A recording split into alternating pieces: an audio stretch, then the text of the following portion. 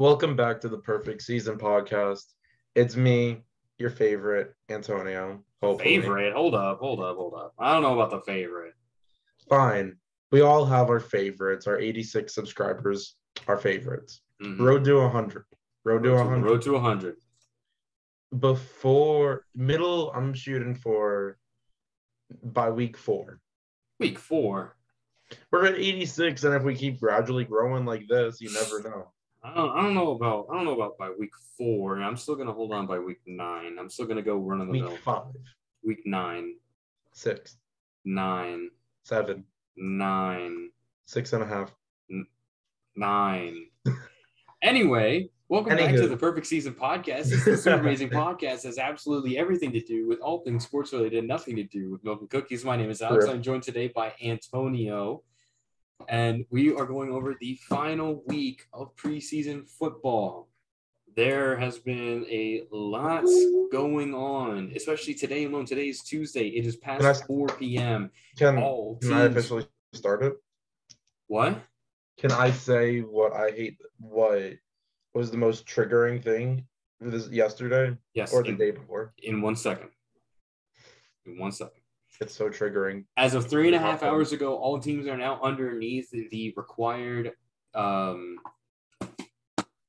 roster cap at 53-man roster. Congratulations, all teams. A lot of big names have been released. A lot of teams have retained some very interesting players. Surprising. A lot of interesting ones, to say the least. But we're not going to be talking about all that. That's not the point of this video. The point of this video is week 3 of preseason football. So without further ado, we will be getting right into that. All right, Anthony, what's your most hated thing? You know how before training camp, before OTA started, this quarterback was taken last year. He's a project quarterback, Trey Lance. Now you got Kyle Shanahan and John Lynch as the owner and coach of the 49ers. They simply stated Trey Lance is going to be week 1 starter.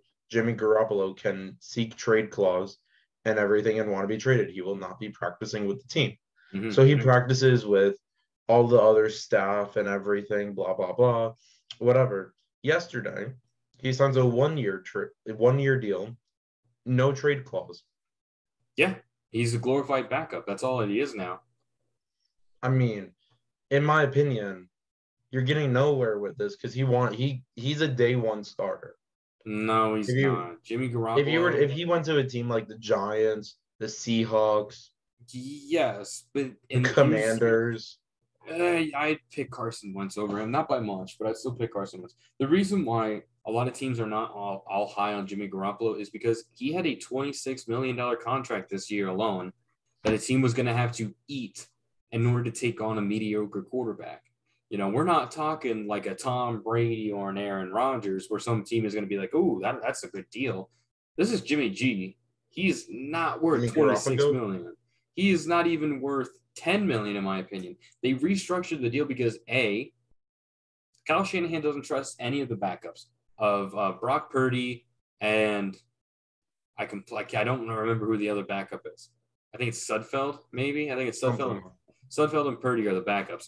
He doesn't trust them if Trey Lance goes down. Yeah. Jimmy Garoppolo knows the offense. He knows the team. If they were able to restructure his contract into what they got it now, I know it's still a little high, but you're paying a premium on a quarterback that has known the system, gone to the Super Bowl with the team, and you know what? At the end of the day, if Trey Lance doesn't pan out or if he's struggling in a couple of games, you can throw Jimmy G back in there and you have a good shot at winning a game.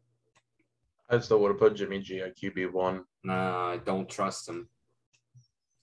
I don't trust him.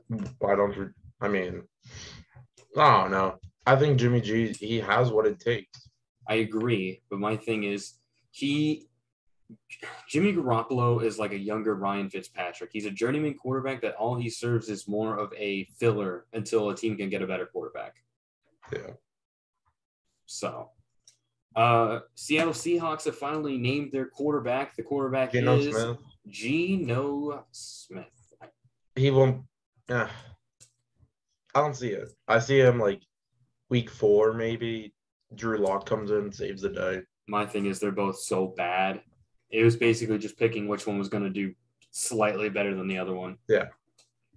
Let's see. Steelers have not named a quarterback. The game is now further down the line to Kenny Pickett and Mitchell Trubisky.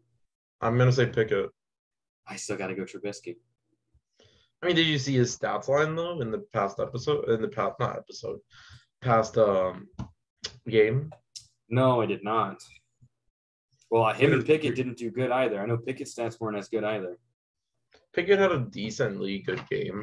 He went. Let me look. My thing is this: Mitchell Trubisky has gone out there. He's proved that he can win games if you give him a good offense. You also have to remember that he went 12-4 with the Bears offense with Matt Nagy back in 2018. Yeah.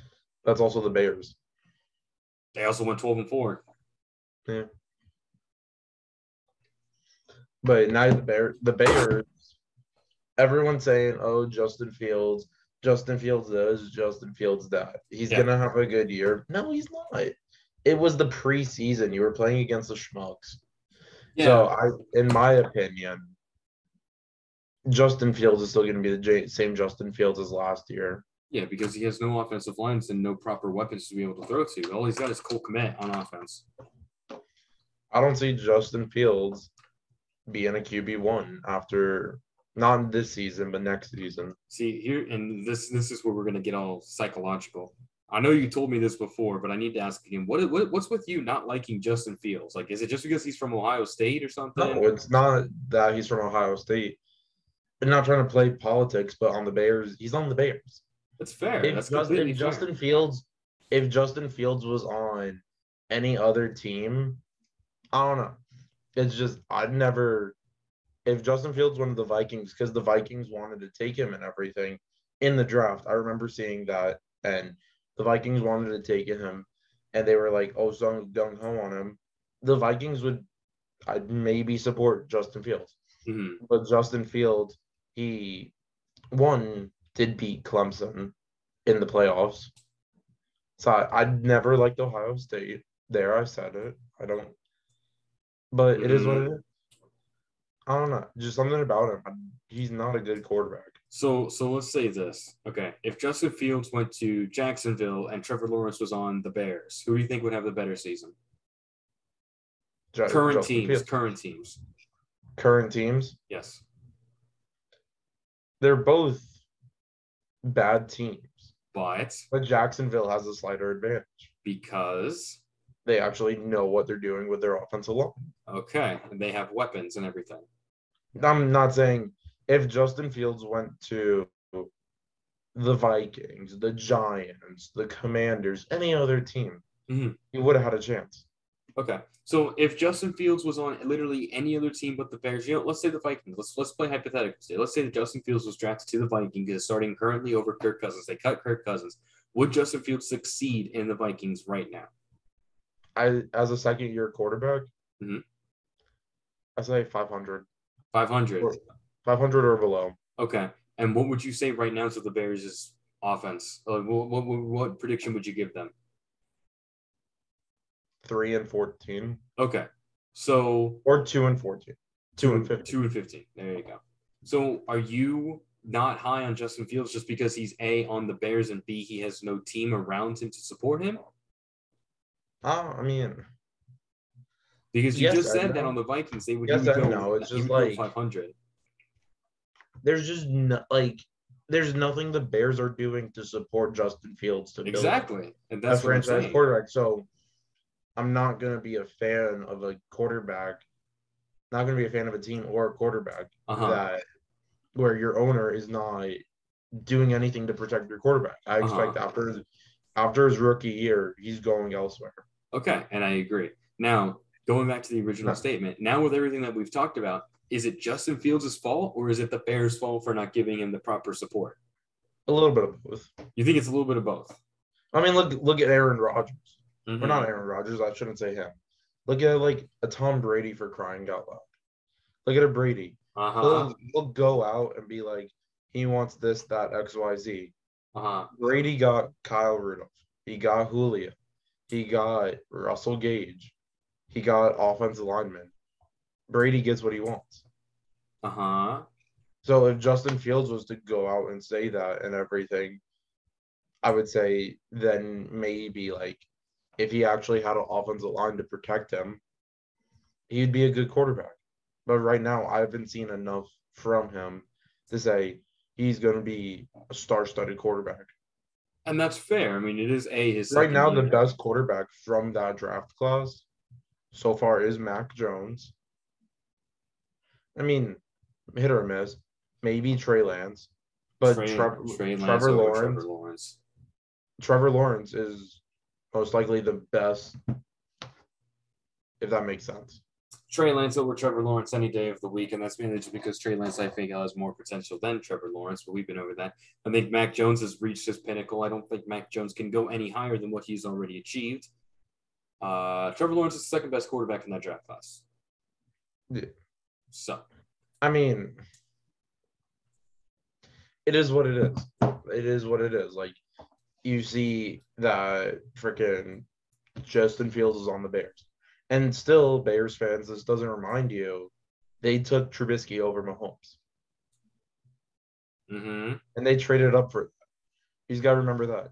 If they took Mahomes, you could play this game anyway. Hypothetically, if Mahomes was on the Bears, would the Bears be a good team? well, yes, of course he would. It's Patrick Mahomes. Yeah, but one player doesn't define a team. I would disagree with you. I think one player can define a team. I think it just depends on the player. So if Aaron Rodgers went to the Bears, would the Bears be a good team? Yes, because the Bears would listen to Aaron Rodgers and would go after the pieces that he needs in order to succeed. Yeah. And here's the thing, Anthony. Let's push this even further. If Tom Brady was not currently on the Bucs and you still had either Jameis Winston or Kyle Trask, would the Bucs be Super Bowl contenders? If we had Winston or Trask starting. What about Gabbert? That doesn't help the case. I mean, we wouldn't be Super Bowl contenders, but we'd be a mediocre team. With Winston, you'd be playoff bound. No. Yes. No. With Bruce Arians' offense, so you don't have rinky-dinky Dirk Bruce Cotter Arians. or what was the other one? We had Cutter. Lovie Smith. Who else? Lovie Smith. Who was the other one? Wasn't there a third one? Shiano? No, maybe not Shiano. Yeah, maybe Shiano. No, but Winston is not a good quarterback. Winston is not a good quarterback, to your opinion, because of the head coaches that coached him for his 5 years with Tampa. I saw him play at FSU. Mm-hmm. I'm not saying because of his coaches. He makes poor decisions with the football. He makes poor decisions because of the coaches. The reason why he threw 30 No, not even because of the coaches. Anthony. He threw 30 touchdowns for 30 interceptions, but how many passing yards did he have that year? That's what over 5,000. That's what everyone talks about, though.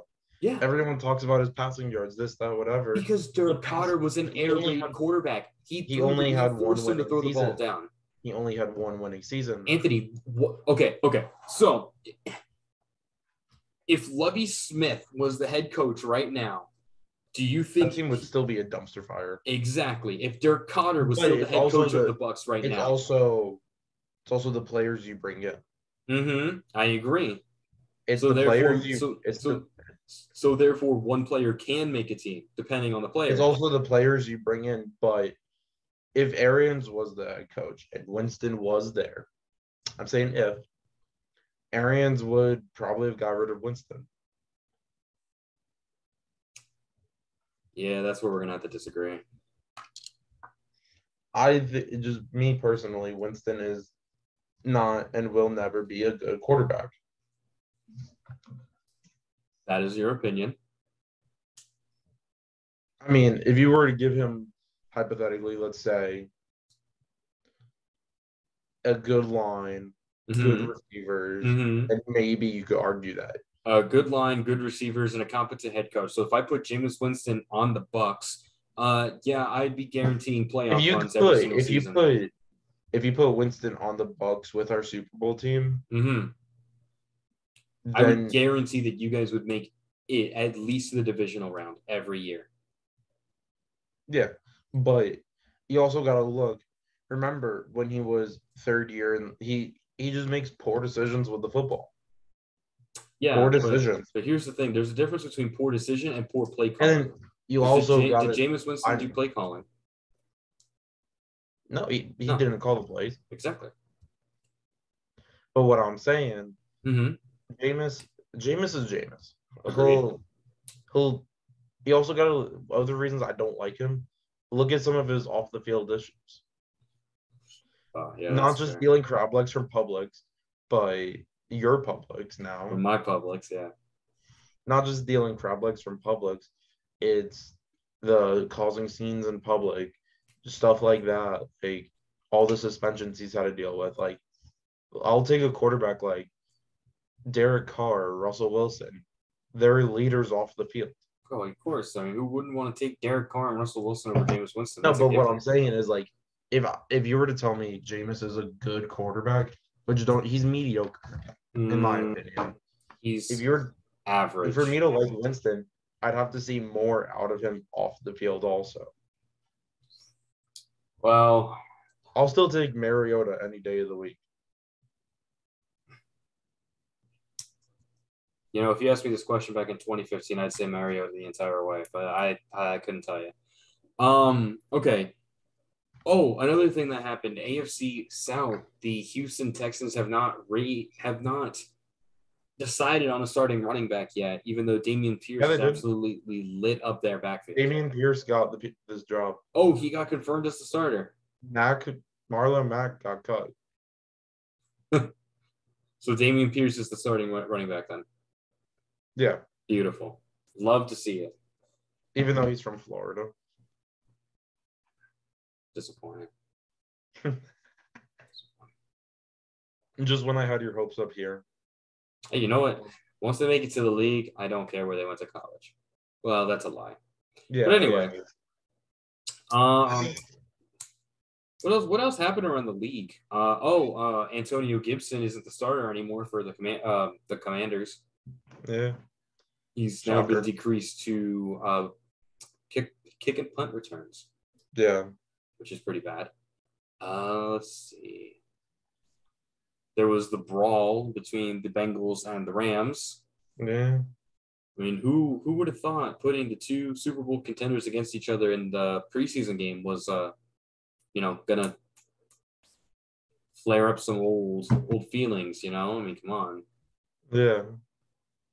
Aaron Donald pulled out his inner Myles Garrett there with a couple of those swings. If you saw him, it was insane. With his two helmets. He was dual wielding those helmets, just going crazy, unbelievable. Yeah. Atlanta named their starter Mariota. Yeah, they did that a couple weeks ago. I think Mariota's gonna shine well. Do I see Atlanta? I see Atlanta. Torrin, you'll love me for saying this, but Atlanta's gonna be 4 or 5 win team. He's gonna love you because you said that his team is gonna go 4 to 5 wins. Originally, I had them at 2 wins. Oh, so now you bumped them up to 4 to 5. Did you hear what 5's better than 2? That's very fair. Did you hear what Baker said about the Browns? No, what did he say? He's gonna beat the living crud out of them week 1. I'd love to see it. I want the Browns to go absolutely defeated. I'd love to see it. I'd love to see them. I see the Browns. Browns get 6-7 wins. If they're lucky, they'll hit 6. Yeah, problem is that the last half of their season is their hardest games. The first 8, and 9 games are easy. Deshaun returns against the Bucs. Remember that? I thought he came back. No, he returns against Houston. Oh, that's just gonna be great. That was purposeful, by the way. That was definitely purposeful by the league. But I think it's safe to say that that'll be it for this video. Am I correct? I think so, right? Yeah. Yeah, I mean, there wasn't really much to talk about for week 3, but not really. It's just some last-second starters. Stay tuned for another video of predictions for college football. Yeah, we'll do college football predictions next week. Or this week because it's week 1. Well, we can figure that out later. Next week, next Thursday is the official start of week 1 football. So Bills Rams. That could maybe lead to a Super Bowl. That's a Super Bowl option. But more Could be, so will it? importantly than the Bills Rams game, it's time to bring out one of the most storied traditions of the Perfect Season podcast. The record predictions for the 2022-2023 season. It is time to look at all of me writing everything down. So many notes. Look at all that. It's time. We're bringing it back next week. Woo! I'm not going to finish in last place. I'm calling it. Actually, you know what? That's a good question. Where did you finish? Let's see. Last place. Final records. Leon won. Frankie, then me. Literally, Frankie had 168. Frankie was 167. I was 166, and then you were 146. So let's see what we can do with that this week. But yes, thank you guys so much for watching. Are we starting from zero again? Yeah, we're restarting it. I'm telling you. I'm getting first place in standings and in fantasy. Okay. Revenge tour. Okay. Revenge tour. Okay. And next week we're also probably going to go over the four of us. Of the four of us as fantasy teams that we'll be drafting Sunday night, 8 p.m. Eastern Standard Time. Probably not going to have a video about that, but we will make a video afterwards about what our teams look like. But yeah, stay tuned. Getting Madden content, getting fantasy football content, getting NFL regular season content, Miami Dolphins content. Maybe I'll be getting some soccer content out there from when I go to games from time to time. Maybe. We'll see. We're going to be bringing everything. I'm in the supporter section, so you know. Yeah. Last week I didn't really film much, but I'm going to film some more this week when I go back out. I'll get some people, maybe some interviews, you know, a little bit of this, a little bit of that. Little short montage video.